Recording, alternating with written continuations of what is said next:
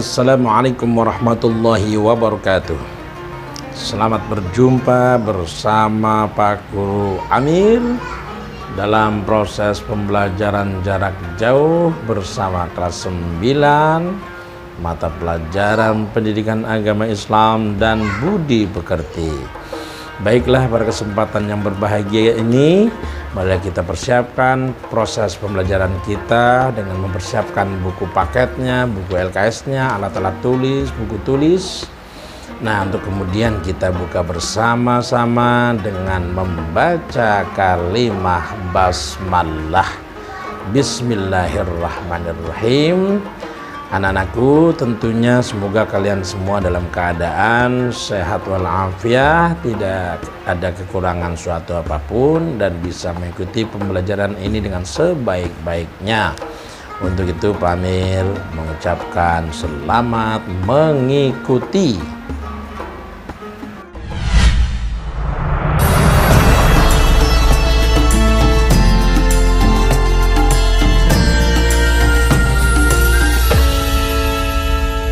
Baiklah anak-anakku, kita akan memasuki bab yang ke-6 di buku paket tentang kehadiran Islam mendamaikan bumi Nusantara. Kemudian kalau kita lihat di bab ke-4 di buku LKS halaman 39 tentang kehadiran Islam mendamaikan bumi Nusantara. Nah, untuk itu ada baiknya kita ketahui dulu kompetensi dasarnya. Yang pertama 1.12 meyakini bahwa berkembangnya Islam di Nusantara sebagai bukti Islam rahmatan lil alamin. Kemudian 2.12 menunjukkan perilaku cinta tanah air sebagai implementasi mempelajari sejarah berkembangnya Islam di Nusantara.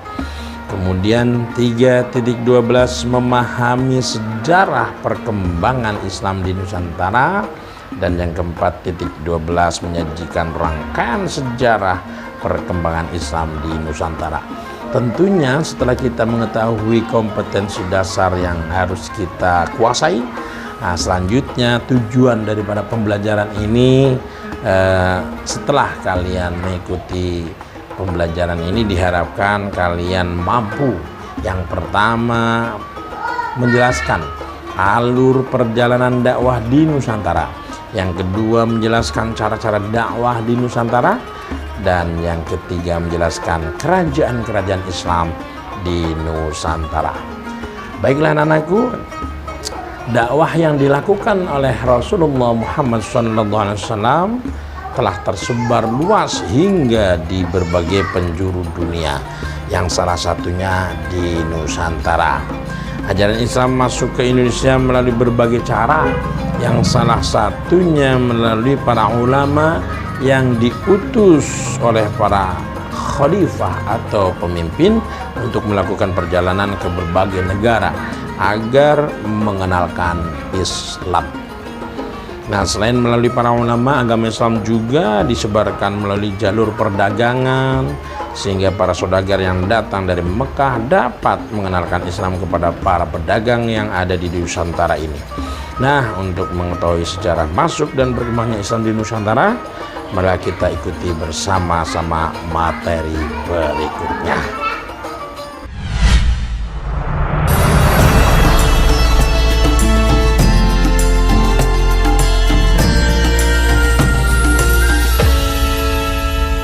Selanjutnya, berbicara tentang kehadiran Islam mendamaikan bumi Nusantara ini, kita harus tahu alur perjalanan dakwah di Nusantara, termasuk yang harus kita ketahui cara-cara dakwah di Nusantara itu dengan cara apa saja, kemudian kerajaan Islam di Nusantara. Nah, juga kita diharapkan bisa mengambil hikmah kehadiran Islam mendamaikan di bumi Nusantara. Dan juga memiliki sikap mulia, diantaranya mencintai para ulama dan tokoh penyebar Islam, termasuk juga harus gigih dan semangat dalam berdakwah, menghargai perbedaan agama dan keyakinan, kemudian giat belajar untuk meraih cita-cita, dan tentunya yang terakhir rajin-rajinlah beribadah. Kita memasuki cerita yang pertama, yaitu sejarah masuknya Islam ke Nusantara. Tentang alur perjalanan dakwah di Nusantara ada di halaman 110.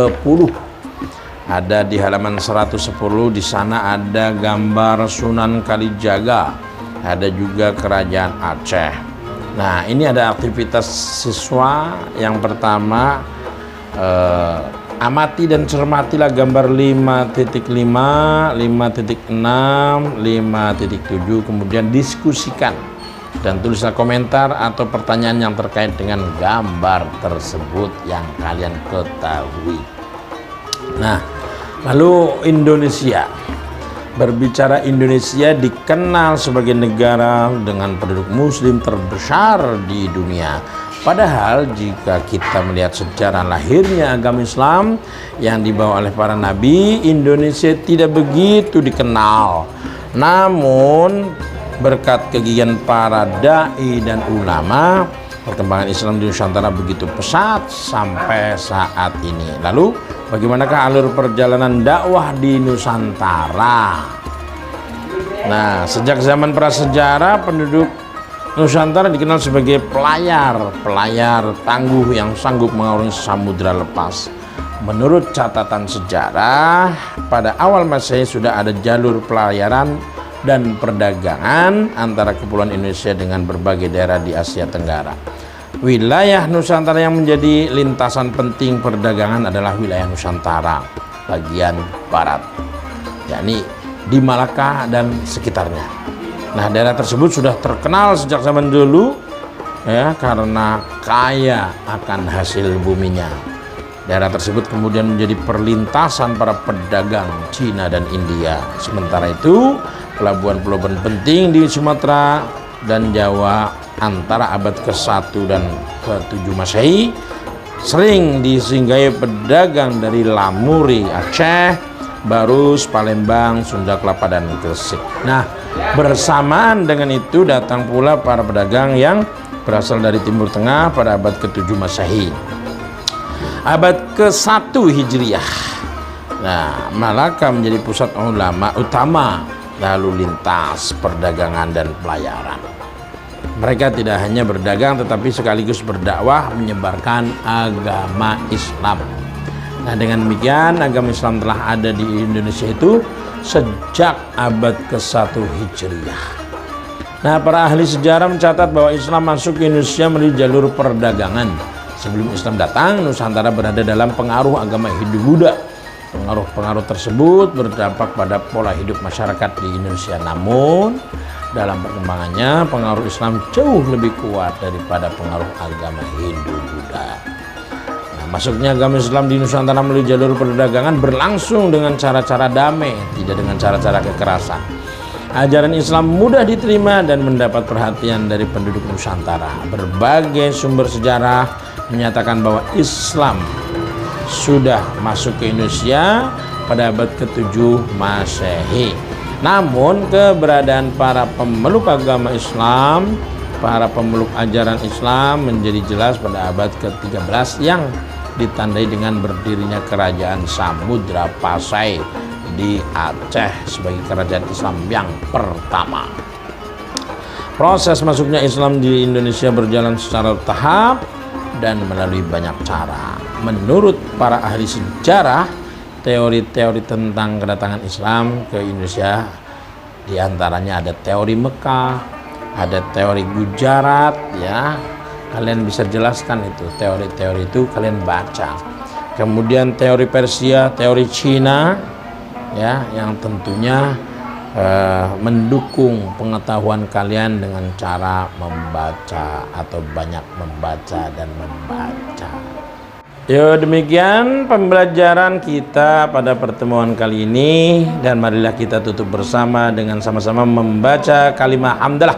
Alhamdulillahirabbil alamin. Sampai bertemu pada pembelajaran berikutnya. Assalamualaikum warahmatullahi wabarakatuh.